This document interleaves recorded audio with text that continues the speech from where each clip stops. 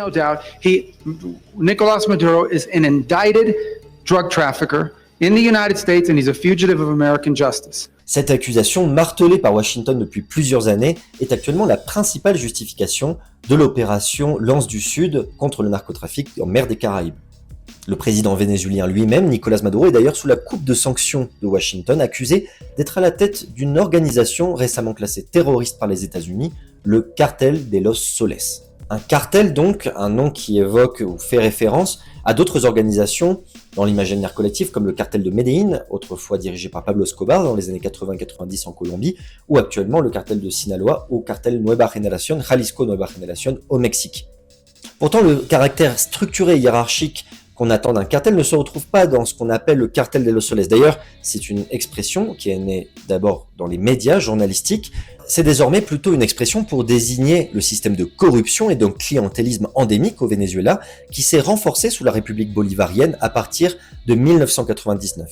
D'ailleurs, le Venezuela, pour rappel, est dirigé depuis 1999 par une idéologie qu'on appelle le chavisme, du nom de son premier président d'alors, Hugo Chavez, qui avait instauré la République bolivarienne, république qui se réclame d'une idéologie du socialisme et qui, notamment, a nationalisé certains secteurs clés, comme ceux, nous le verrons plus tard, du pétrole et des hydrocarbures. Depuis l'arrivée au pouvoir de Nicolás Maduro en 2013, le régime maintient cette ligne idéologique du chavisme tout en faisant face à une grave crise économique, politique, sociale et même de légitimité, accentuée par les sanctions internationales et les tensions internes. Mais revenons aux accusations de narcotrafic contre le Venezuela, que les États-Unis appellent un narco-État.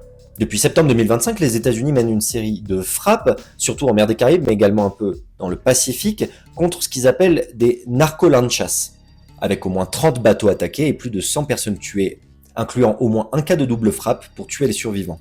Washington affirme qu'il s'agit de navires liés au trafic de drogue, mais aucune preuve n'a été rendue publique jusqu'à présent par les forces d'armée américaines, notamment par exemple des données de géolocalisation ou une liste de noms des personnes qui ont été tuées, bombardées sur les narcolanchas. Des experts en droit international et même certains représentants des États-Unis dénoncent ici ces opérations comme des exécutions extrajudiciaires potentielles, pointant le manque de transparence et la possible violation du droit international, tandis que certains gouvernements alliés ont exprimé leur inquiétude face à l'absence de preuves concrètes. La désignation du Venezuela comme narco-État est même en elle-même problématique. D'ailleurs, les données officielles internationales ne vont pas dans ce sens.